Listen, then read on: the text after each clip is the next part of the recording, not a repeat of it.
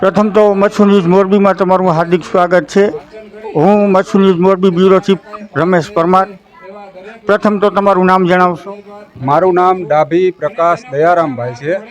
હું આ ભૂચરવાડીની અંદર રહું છું, જે નવલખી બાયપાસ ફાટકની બાજુમાં સિલ્વર પાર્ક પાછળ અમારો વાડી વિસ્તાર કહેવાય। એ વાડી વિસ્તારમાં અમે રહીએ છીએ।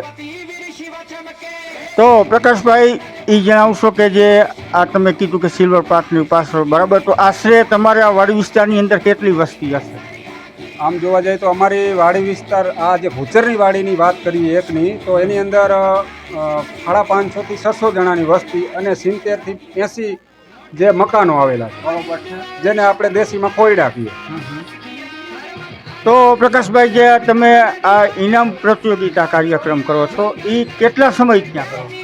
આ ઇનામ વિતરણ એટલે કે વિદ્યાર્થીઓને અમે પ્રોત્સાહિત માટેનો અમારો ધ્યેય હોય છે કે જેનામાં કંઈક નવી કળા અને વિદ્યાર્થીઓને જેમને શિક્ષણમાં કંઈક નવું કરી બતાવ્યું હોય, સાથે જેનામાં કળા સમાયેલી હોય એ કળા ખીલે એના માટે અમે જેને કહેવાય કે શિક્ષણની સાથે સંયોજન માટે અમે આ કાર્યક્રમ, જેને કે અમે કાર્યક્રમનું આ વર્ષે નામ આપ્યું ઉત્કર્ષ 2026, અને અમારા મંડળનું નામ છે ભૂચરવાડી યુવા મંડળ। અને યુવાનો થકી અમે આ કાર્યક્રમ 2011થી આજ સુધી, એટલે કે 15 વર્ષ પૂરા અને 16મા વર્ષ, એટલે કે અમે આજે આ 16મું વર્ષ પૂરું કર્યું અને વિદ્યાર્થીઓને પ્રોત્સાહિત ઇનામ આપ્યું। બરોબર છે, આપણને પ્રકાશભાઈએ સરસ મજાની માહિતી આપી। તો હવે આપણી સાથે બીજા ભાઈ જોડાયા છે। પહેલાં પ્રથમ તો તમારું મચ્છુ ન્યૂઝ મોરબીમાં સ્વાગત છે અને હું તમારી સાથે છું રમેશ પરમાર। પ્રથમ તો તમારું શુભ નામ જણાવશો? મારું નામ ડાભી શૈલેષ દેવકરણભાઈ છે। હું ભૂચરની વાડીમાં રહું છું। હું જે આ યુવા મંડળ છે એમાં આજે 16 વર્ષથી કામ કરું છું। કે 16 વર્ષથી અમે બધા સભ્યો ભેગા થઈને મહેનત કરી છે। આજે 16 વર્ષ થઈ ગયા, મારા 16મું વર્ષ છે। એટલે શૈલેષભાઈ, જે આપણો વાડી વિસ્તાર જે ભૂચરવાડી રહી એની અંદર જે આપણે ઇનામ પ્રતિયોગિતાનો કાર્યક્રમ કરી છે, જે દાખલા તરીકે તમે કીધું ભાઈ 16 વર્ષથી આપણે કામ કરી છે, બરાબર, અને બાળકોને પ્રોત્સાહિત કરી છે। તો આમાં બાળકોને પ્રોત્સાહિત કરવા માટે વાલીગણનો અને તમારો આપણે વાડીનો સપોર્ટ તમને કેવો મળે? અમને આજે 16 વર્ષથી ફૂલે ફૂલ સપોર્ટ મળે છે।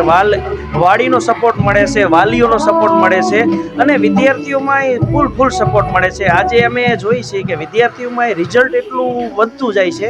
અમારે આ વર્ષે 10મા ધોરણમાં ગણો એટલે 100% રિઝલ્ટ જેવું છે, કે જે પહેલા વર્ષે અમારે હતું કે 50 થી 60% ખાલી એટલી ટકાવારી આવતી હતી।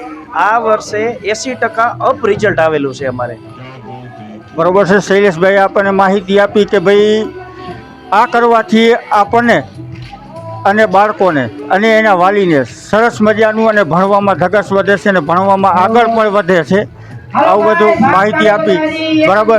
તો હવે પહેલાં તો બેન, પ્રથમ તો મચ્છુ ન્યૂઝ મોરબીમાં તમારું સ્વાગત છે અને હું તમારી સાથે છું મોરબી બ્યુરો ચીફ રમેશ પરમાર। બેન, પ્રથમ તો તમારું શુભ નામ જણાવજો? મારું નામ ડાભી ઉન્નતિ દેવરાજભાઈ છે। બેન, જે તમે ભૂચરવાડીની અંદર ઇનામ પ્રતિયોગિતાનો કાર્યક્રમ કરો છો એની અંદર તમને બહેનોને કેવું લાગે છે કે આમાં આપણે આગળ ભણવું કે ન ભણવું, એના વિશે થોડી માહિતી આપો। પહેલાના જમાનામાં જેવું હતું કે પહેલા છોકરીઓને જેટલું શિક્ષણ મળવું જોતું એટલું ન મળતું। પહેલા છોકરાઓને ભણાવવા, એને આગળ વધારવા, એને નોકરી અપાવવી, જેથી મમ્મી પપ્પાનું ખુદનું ભવિષ્ય સુધરે। પણ અત્યારે ખુદનો સ્વાર્થ કોઈ જોતા નથી। પોતાની દીકરીને પણ ભણાવી ગણાવીને પગભર કરીને લોકો એટલું શિક્ષણ આપે છે કે ખુદ ઇન્ડિપેન્ડન્ટ થઈ શકે અને એટલું તો ખુદ કમાઈ જ શકે કે જે પોતાનો ખર્ચો ખુદ ઉપાડી શકે અને એને ખુદનો ખર્ચો કાઢવા માટે એના પતિ, એના પપ્પા, એના ભાઈ કે બીજા કોઈ પણ જેન્ટ્સ ઉપર ડિપેન્ડન્ટ ના રહેવું પડે। તો બેન, આજે ઇનામી પ્રતિયોગિતા કાર્યક્રમ છે એની અંદર તમે ઇનામ વિતરણ જ કરો છો કે બીજા કાર્યક્રમ પણ કરો છો, એના વિશે થોડી માહિતી આપો।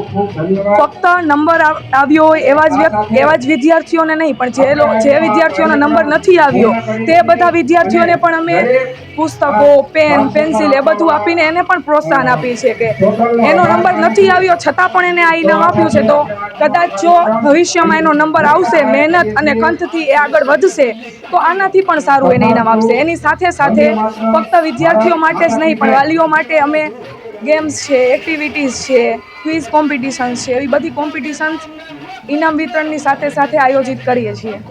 બેન ઘણી વખત એવું બનતું હોય કે આપણી દીકરીઓ બહાર નીકળીને હોય, મંચ ઉપર જ્યારે આવે ત્યારે માઇકમાં બોલવાનું થાય ત્યારે બહેનોને અને દીકરીઓને ડર લાગતો હોય, તો એના વિશે તમે શું માહિતી આપો? એને પહેલેથી જ ઘરની અંદર એવી રીતે એનું ભરણ પોષણ કે એને એવી જ રીતે ઉછેરવામાં આવે છે કે છોકરીઓ ઘરની બહાર ન જઈ શકે, છોકરીઓ જાજુ ભણી ન શકે, કે છોકરીઓને ભણી ગણીને શું ઘરકામ જ કરવાનું ને. પણ એવું નથી. જો છોકરીઓ ધારે તો ચંદ્ર પર પણ જઈ શકે છે, જો છોકરીઓ ધારે તો કોઈ પણ વસ્તુ હાસિલ કરી શકે છે. છોકરાઓ અત્યારે સારા સારા ધંધા, સારી સારી પોસ્ટ ઉપર છે, તો સામે છોકરીઓ પણ આઈપીએસ, આઈએએસ અધિકારી, ખાલી શિક્ષણ ક્ષેત્રે જ નહીં, બધા રમતગમત ક્ષેત્રે પણ છોકરીઓ અત્યારે ખુદનું નામ એક છોકરાઓ સાથે અડીખમ ઊભી રહી છે. આભાર ઉન્નતિબેન. ઉન્નતિબેન આપણને ખૂબ સરસ માહિતી આપી. जबान नहीं है क्या? है ना पापा जी? जबान नहीं आता है? सॉरी पापा जी. पहले गलती करता बाद में सॉरी बोलता है. अगली बार पहले सॉरी बोलूंगा पापा. मतलब बाद में गलती करेगा. नालायक हो. आज ब्रेक ऑयल आना चाहिए. समझा? जल्दी जा.